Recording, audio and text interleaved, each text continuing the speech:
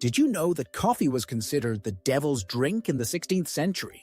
Its exotic origins and stimulating effects led to great suspicion. Some Christian clergy even called for a ban, seeing it as a threat to society. Imagine if your morning coffee had once been condemned as a dark ritual that supposedly distanced people from God. But the story took an unexpected turn when Pope Clement the Eighth tried coffee and forever changed its reputation. Let's dive into the fascinating history of this sinister drink and see how it conquered the world.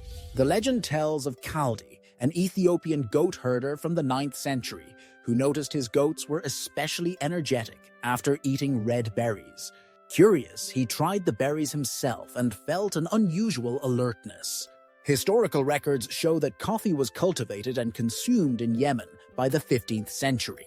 From there, the drink spread through trade routes to the Middle East and finally reached Europe in the 17th century. Soon, coffee became known for its unusual effects, sparking great interest. When coffee arrived in Europe in the 17th century, it received mixed reactions. While it was already accepted in the Islamic world, European clergy met it with skepticism. Some Christian preachers called it a devil's brew, warning that its effects heated the temper and were un-Christian. Rumors circulated that so-called coffee witches used the drink for dark rituals, further strengthening the opposition. For some, coffee represented a foreign temptation, potentially linked to dark forces.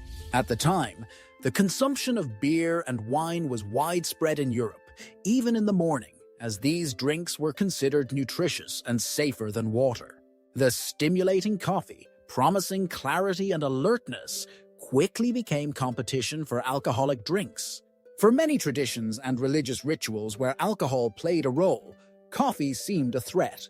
This competition further fueled coffee's rejection, as it was seen as a disruption to societal order and way of life.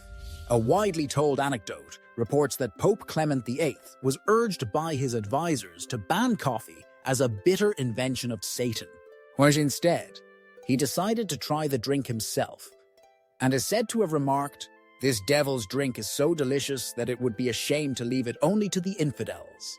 Although the authenticity of this story is unclear, it illustrates the initial skepticism toward coffee and its gradual acceptance in the Christian world. In the 16th and 17th centuries, strict bans on coffee consumption were enforced in various regions.